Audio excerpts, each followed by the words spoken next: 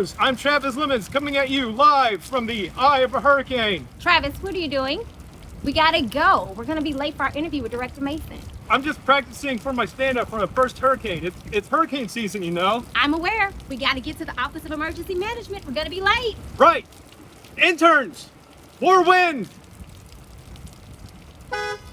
Travis, get in the car. But first, these city headlines. Standard & Poor's has revised the City of Houston's general obligation outlook from negative to stable, citing the actions taken in the FY 2027 budget as a key driver of the improved outlook. This is excellent news for the City of Houston and an important validation of the difficult work undertaken by Mayor Whitmire, City Council, and the Finance Department throughout the budget season. It's the beginning of a multi-year effort to stabilize the city's finances and lay the foundation for a structurally balanced future. There is still significant work ahead, but this is an important milestone and a clear signal that Houston is moving in the right direction. Mayor Whitmire joined Councilmember Joaquin Martinez and the family of Korean War veteran Joe Chaco Ramirez to unveil a street sign in honor of the Houston hero.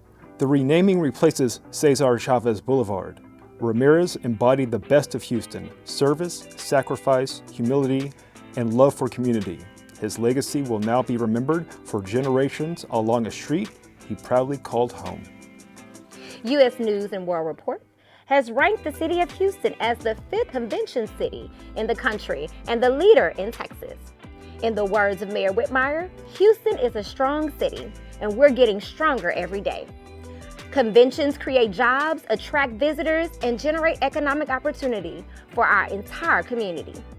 By significantly increasing the size of the George R. Brown Convention Center and the Entertainment District, we are investing in Houston's future and ensuring our city remains a top destination for business, tourism, and economic development. This ranking validates that Houston is heading in the right direction. We're here at the Office of Emergency Management, the chief coordinating agency for the City of Houston. Today we'll be talking hurricane preparedness. Hurricane season runs from June through the end of November. While technically storms can form outside this period, over 97% of tropical cyclones occur during these months. For the state of Texas, the highest risk is during August and September. Look at you, sounding like a meteorologist. But do you know what to do in a weather emergency? Didn't think so. Now we're going to talk to an expert who will tell us what we need to do. Okay, we are inside the Emergency Operations Center at the Office of Emergency Management, and joining us is Director Brian Mason of OEM. Thank you. Thank you for having me. All right. So tell us about OEM. What does OEM do? So I try to say, OEM, we're the ones that communicate and coordinate with all the partners across the city. Almost kind of like an air traffic control person. People give us requests. We try to track down resources, making sure we're briefing the mayor and the public on what's going on, but really just a communication and coordination agency for the city and for the residents. So you're like a nice facilitator, middleman, trying to get people where they need to be. Correct. So usually when people call us and they need something, it's because they haven't been able to find it on their own. So usually let us know they need a specific resource or they have some challenges in the field, and we're able to help solve that problem for them. And because we've just started hurricane season, you say you need to get people where they need to go. One of the most important things to start off with is to make a plan. And what is the best approach in making a plan during a hurricane season? There's a lot of things that go into it, so making a plan's a big one. We'll talk about having a kid as well, but when it comes to making a plan, just some basic things. Know if you live in an evacuation zone, know if you have an emergency, where you're gonna go. I tend to share stories about my family plan. So, for our family, we don't live in an evacuation zone, but if we have a big hurricane coming, we don't wanna be a part of the big massive evacuation that may happen at the minus 24 hour or minus 48 hour mark. So my family plan is my family picks up and goes to Austin at minus 72 hours. They get out of town. They don't have to worry about it. Now, in my wife's defense, there has been several times she's evacuated for no reason, but it's better for us to be over-prepared and just be out of here in case something happens. That's awesome. So in the effort of preparedness, this kit you made mention of, what are some things that people need to make sure that they have in their kit that it's not too pricey, a plan of action to build a kit along the way? What should they do? So we have a lot of good things on our website, HoustonOEM.org, that can give you that information. But I always tell people, don't let perfect be the enemy of good. You don't have to go out and spend $1,000 this weekend to build some big kit. Every time you go to the grocery store, buy an extra pack of batteries, buy an extra jar of peanut butter, buy an extra couple cans of tuna. And real quick, you can build a pretty good kit to where if something happens, you're going to have some supplies available. And don't go overboard with like buying toilet paper or anything. No, please don't. Make sure you have some basic things. Make sure you have, a good first aid kit, right? In case you get a cut or scratch at home. Make sure you have at least 3 days. We try to get everybody to work towards 7 days of supplies. So the standard used to be 3 days of supplies, but we want people to be a little more resilient. So that comes to your critical medications, all those items that you may need, not just for yourself, but for your dog, your pets, so all those things you need to make sure you have them available for a minimum of 3 days, preferably 7 days. So let's talk about cash on hand. This happened to me personally during derecho and barrel. I didn't have any cash and I wasn't able to get gas. How important is that and what should they do? Yeah, we've all become accustomed to our credit cards or Apple Pay or those items. So, if you can, try to have a couple $100s in cash. You don't need a couple $1,000s in cash, but if you just have a couple $100s, if the credit card machines go down and you need to be able to get some gas or buy some things, it's always nice to have some cash in your wallet or in your purse. Also, the important documents. You say to keep stuff in a Ziploc bag, but if it's a severe weather event and they have to evacuate, what are the documents that they should be taking with them? Yeah, once again, you don't need to go out and buy some expensive safe or have a bunch of your stuff in there. You can put a lot of your important documents just in a Ziploc bag. So, titles for cars or papers for your house, your insurance policy, marriage certificates, things like that, birth certificates, things that if things are destroyed or damaged at your house, Social Security cards, all those type of things that you always get asked for, making sure you have them in a safe place to where you can just grab them and go. Don't be fumbling and looking around for them and, where's that thing that we were supposed to have? Have them all in a nice little kit. You're able to grab it and hit the road if you need to. So how do people sign up for alerts and know what's going on so they can stay ahead and be prepared? So we have a lot of different options for alerts. So first off, we have Alert Houston, which allows me to send information to you as an individual. If we have a storm coming or just some general preparedness stuff, we can send you information.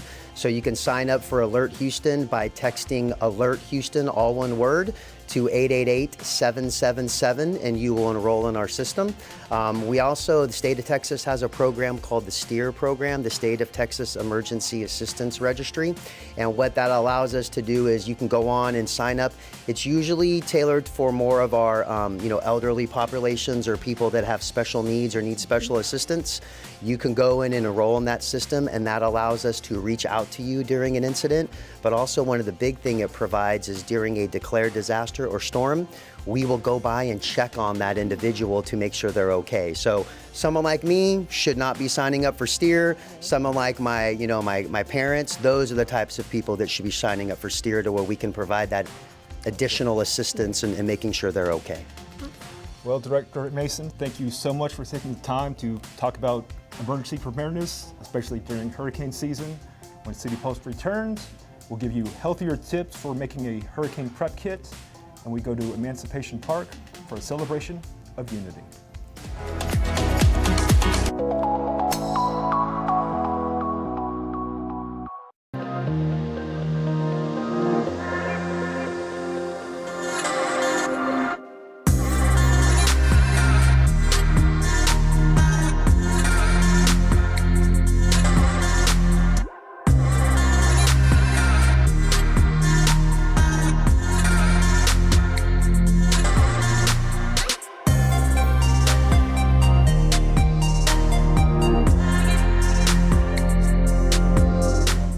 Sam Houston Park is picturesque, with waddling ducks and 9 frozen-in-time historic buildings.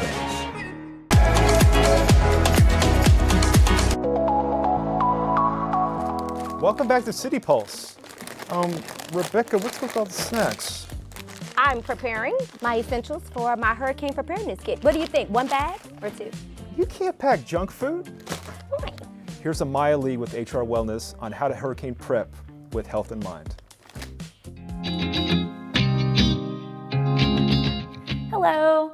As you prepare your hurricane supplies this season, here are some nutrition tips to consider, especially for folks who have high blood pressure or high blood sugar, but generally some good tips for everyone. So for our canned foods, like soups or beans, looking for some options that are gonna be low or no sodium is gonna be your best option. For our protein, preferably some things canned in water, and also looking for the labels of no or low sodium. And of course, we didn't forget the snacks. So reaching for some unsalted nuts and seeds are gonna be a great choice, and some fruits that you don't really have to wash, like a banana or an orange. Our next story is a part of the first phase of the Columbia Tap Trail, one of Houston's most historic community corridors. Several city leaders were present to see the improvements made, including an energy-efficient way to improve safety. Let's check it out. We don't have patience anymore in the city of Houston to give people the quality of life that they deserve. I live in the block of Columbia Tap. And so I'm gonna say, let there be light, right? That vision starts tonight with phase 1 of the $7.5 million Comprehensive Improvement Initiative. We're installing over 300 solar-powered lights along the entire 4-mile corridor. 50 of those lights are already underway ahead of the World Cup this summer. That these improvements are important investments in the future of Columbia Tap Trail. At the heart of this project is a commitment to making a trail safer, more accessible, and more welcoming to everyone who depends on it. This is just really a day that we need to celebrate because Houston's headed in the right direction. This is done for our youth, TSU students, seniors walk his path. It's going to be lit. Sticking with community news, it was a day of much celebration as thousands came out to Emancipation Park to celebrate Juneteenth. Here's Houston Parks and Recreation Communications Director Matt Musil with the story.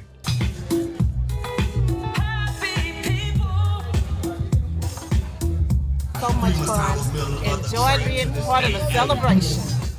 Hello again, this is Matt Musil, and we've come to Emancipation Park, just on the southeast edge of downtown Houston. And what a great day to be here as we celebrate the 2026 Juneteenth reunion. Third Ward, stand up! Thousands of Houstonians descended upon the park for the occasion.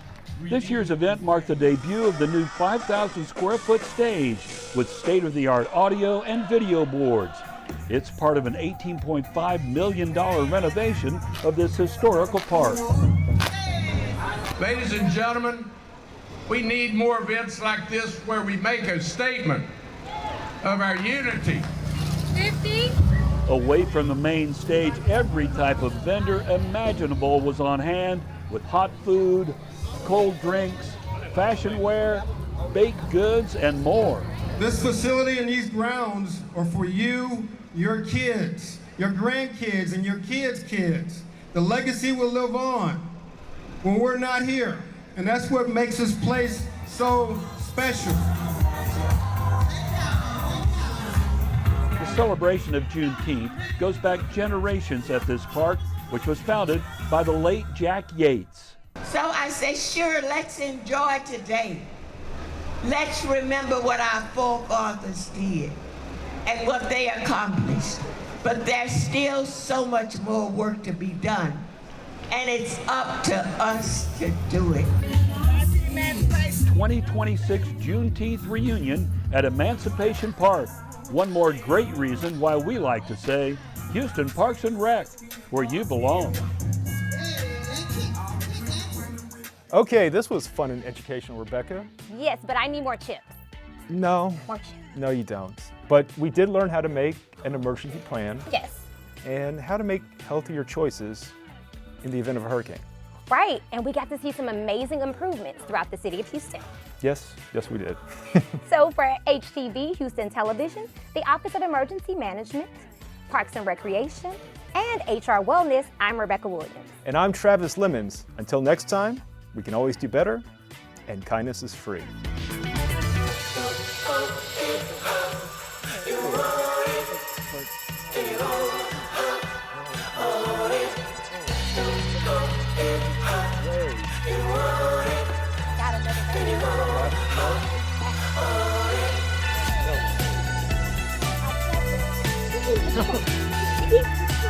I just scared.